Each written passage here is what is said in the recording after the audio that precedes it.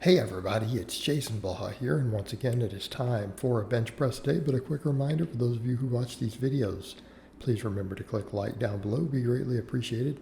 I was kind of sleepy today, so I limited my volume. Instead of doing 5 sets of some of these lifts, I stopped them at 3 sets, mainly because, again, I'm just tired.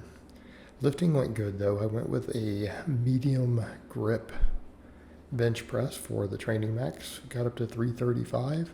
I took it for a long pause. It felt pretty heavy though.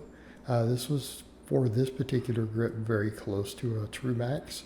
So it's interesting that now that I've been doing stuff a little different, I'm finding that the wider grip benching is stronger. With pinkies on the rings, this medium grip, it just felt heavier. It felt heavier. I noticed it on the eccentric. I noticed it near the lockout. But even though it was slowest or felt heaviest near the lockout, I felt almost entirely pec on it. So for back off work or assistance work, accessory work, whatever we want to call it, we'll call this assistance though. It's benching. We did 3 sets of 5 with pauses, and I tried to do pretty long pauses in general. I want to just pause everything. And part of me is debating going back to doing 10s on all this stuff. I did 5s today, and 5s felt pretty good on everything, just 3 by 5, and sort of doing on the benching and then the rowing. But I may go back to 10s coming up here soon, just for the extra volume, or I may stick with 5s for a little longer. It's just going to depend on how my recovery does. But these I went fairly heavy because I did 5, so I did 245 for these barbell rows, which many people call Pendlay rows, but as Glenn Pendlay calls them, barbell rows is the traditional name. A barbell row is always off the floor. Okay, when people say, well, what about the one where you're holding it in your hands and it never touches? Well, that's called a bent over row, right? It's bent over row. The traditional barbell rows from the floor. And again, many people refer to them as Pendlays, again, due to the name Glenn Pendlay. But everything paused, trying to keep those pauses nice and strong. And I'll probably do that same thing even if I go back over to 10s. I'll try to pause everything, even if I'm at a little higher rep range. It will again develop more pectoral overall. But again, this was a very, very short session. I think after the ramping up to the training max, I think I did 13 total sets afterwards, between the different pushing and pulling. So the last set of the benching, when we get there, you'll notice that I pause it quite a bit more, and I think the last rep on the last set, I paused it for 2 or 3 seconds, at least according to my memory. I'm about to see the footage itself. This will be my first time watching it. We'll see if I'm actually right. But again, I tried to really pause this last set, and again, felt my pecs very, very effectively. My chest and front delts, and didn't feel much triceps, interestingly enough. So again, we hammered the triceps with other movements afterwards. But again, once again, we're keeping the volumes quite reasonable, keeping them very reasonable. And so you'll see the last set of rows here. The rows, obviously, I take my time and reset each rep to try to minimize the amount of body travel, the amount of your torso that leaves.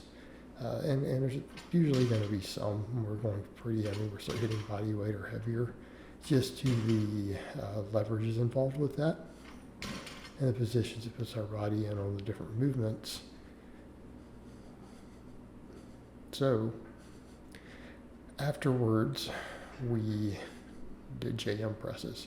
And I went up on weight a little bit on these. So I did, for the final work here, I did 3 sets of 10 on JM presses and then 3 sets of 10 on hammer curls, again with supersets.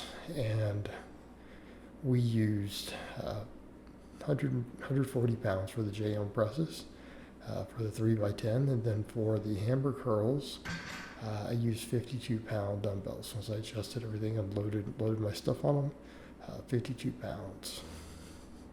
So again, why hammer curls? Because I tend to rotate back and forth in different times between these and different types of straight bar curls. The hammer curls, I want the extra grip strength. I want the extra development through my entire arm, not just as a bicep exercise. And these fit the bill nicely. And they do grow biceps. Again, I challenge anyone to provide data that would prove or suggest otherwise. And my biceps have been growing since doing them, I feel like. And of course, I don't have the best biceps out there.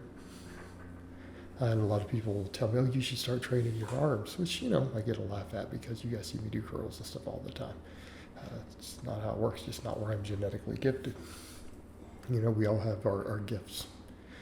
Biceps are not one of mine. I've had to work for every little fraction of an inch on them. Put in a lot of work. So here, JM presses, though, I'm trying to go for a little bit of progression at this point, because I remember when even with these style that I'm doing here, when I'd gotten up at one time to, like 185 pounds, my closed grip bench skyrocketed. And I think with my wider grip benching, it helps more, because I definitely, when I go to the wider grip pinkies on the rings, when I max, I do feel the tricep activation more on that once it gets fairly heavy, which again makes sense. So I want the JM presses to complement that. And then the hammer curls, why are we doing hammer curls? Outside of the grip benefits, the fact that it builds the entire rest of the arm besides the triceps. It builds biceps, brachialis, radial brachialis. And again, we get some squish out of that on our max bench, right? It lets us have a little bit of squish just inside the arm, okay? Because the biceps pressing against the brachioradialis.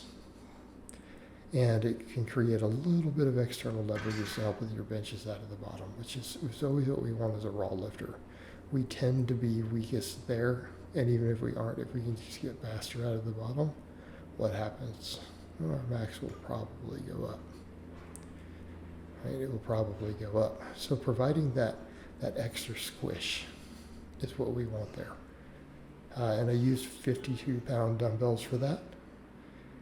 And then finished up afterwards with a high rep set of band press downs. I got over 50 reps with the blue band, didn't really count them. So did that to finish the triceps off and to, again, help with tendon health, because, again, we want to hypertrophy those tendons, keep the tendons healthy if we're going to do JM presses.